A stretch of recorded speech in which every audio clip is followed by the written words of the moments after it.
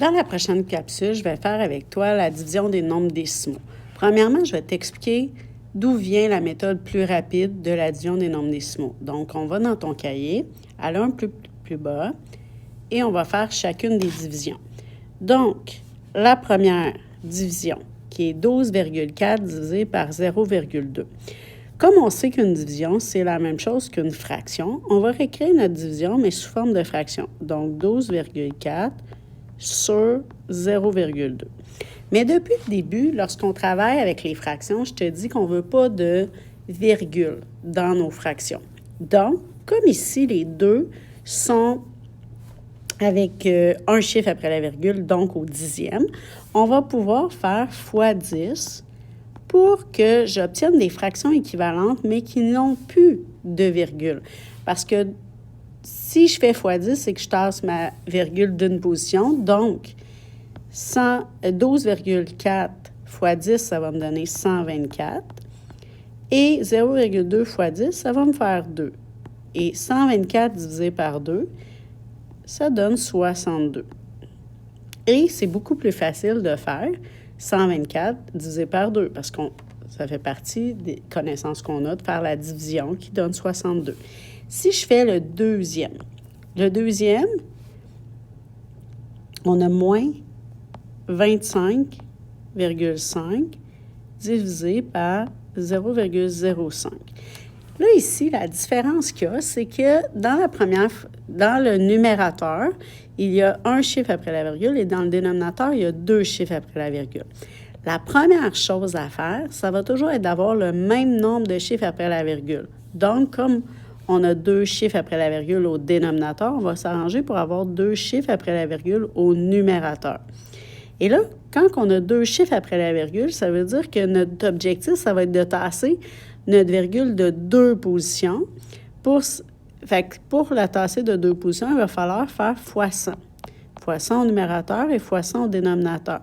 Si on fait ça, on va obtenir moins 2550 sur 5. Et là, ça devient facile. J'ai fait une fraction équivalente, donc la valeur n'est pas différente, c'est juste que c'est plus facile parce qu'il n'y a pas de nombre décimaux dans ce que je veux diviser.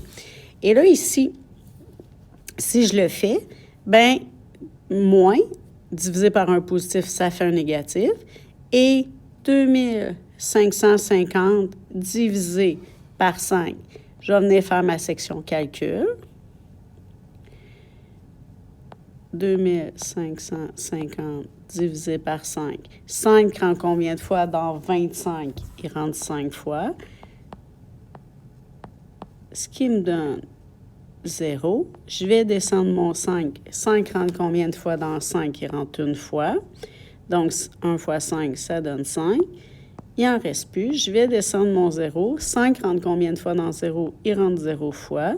Donc, ma réponse, c'est 510, mais comme c'est un négatif divisé par un positif, ma réponse est négative. Donc là, ici, je t'ai montré comment la stratégie fonctionne. On peut le faire plus rapidement sans faire toutes ces étapes-là. Ce qu'on va pouvoir faire, on va pouvoir dire, on s'assure qu'il y a le même nombre de chiffres après la virgule. Si nécessaire, on ajoute des zéros. Un peu ce qu'on a fait ici. J'ai rajouté le 0 ici pour qu'on ait le même nombre de chiffres après la virgule. Ensuite, on enlève les virgules et on va faire notre division. Je vais te l'expliquer, je vais faire l'exemple au fur et à mesure. Donc, si je regarde le premier, j'ai 12,4 divisé par 0,2. Étape 1, on s'assure qu'il y a le même nombre de chiffres après la virgule. Dans les deux, je suis au dixième, donc j'ai rien à faire. Étape 2, on enlève les virgules. Donc, j'enlève les virgules parce que j'ai le même nombre de chiffres après la virgule. Donc, enlever les virgules, c'est comme ce qu'on a fait ici. Ici, on a fait fois 10 pour plus qu'il y ait de virgule. Mais au moment qu'il y a le même nombre de chiffres après la virgule, c'est comme si je le fais indirectement le fois 10 parce que j'étais au dixième. Fait que là, en dessous, je vais pouvoir écrire 124 divisé par 2. Et là, 124 divisé par 2, ça se fait bien, ça me donne 62. J'ai terminé. Si on le fait avec le prochain, Étape 1, je m'assure qu'il y a le même nombre de chiffres après la virgule.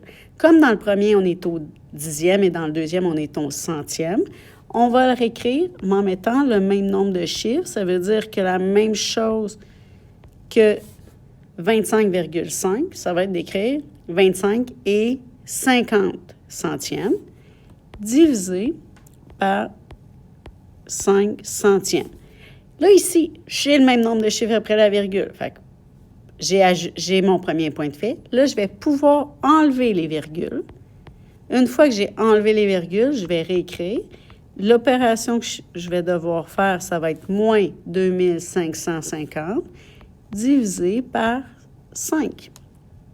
Et quand on a déjà fait la division tantôt, on le sait, on n'a pas besoin de la refaire parce qu'elle est déjà faite ici. Fait qu'on va dire, bien, ça fait 510, mais il ne faut pas que j'oublie. J'ai un négatif et un positif. Quand j'ai un négatif et un positif, je ne suis pas contente, donc je suis négative. Fait que ma réponse est négative.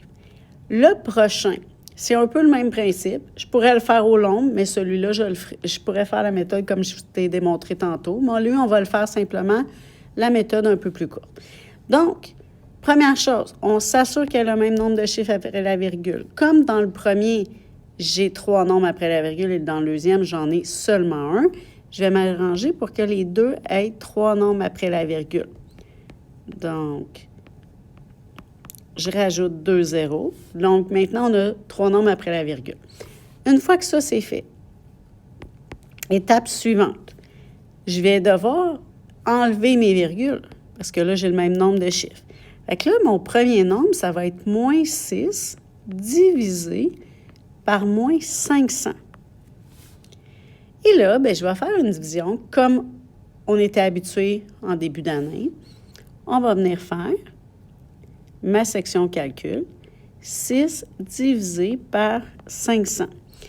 Comme 6 ne rentre pas dans 0, bien, je vais pouvoir rajouter un 0 et une virgule.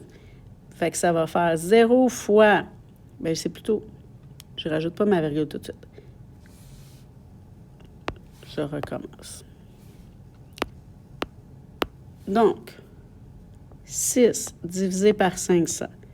Combien de fois 500 rentre dans 6? Il rentre 0 fois. Donc, je vais descendre.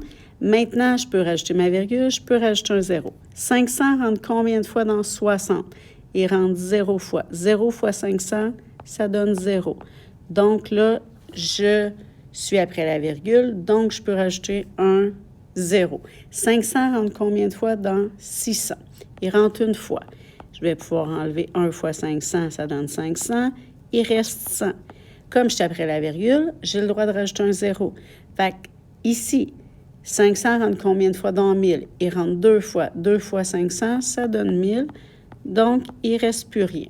Fait que ma réponse que je vais venir écrire, 0,012, mais il ne faut pas que j'oublie de me poser la question, le signe est comment? Comme le premier était négatif et le deuxième est négatif, ma réponse va être positive. Donc, je n'ai pas besoin de mettre rien. Si je veux, je pourrais mettre un plus devant.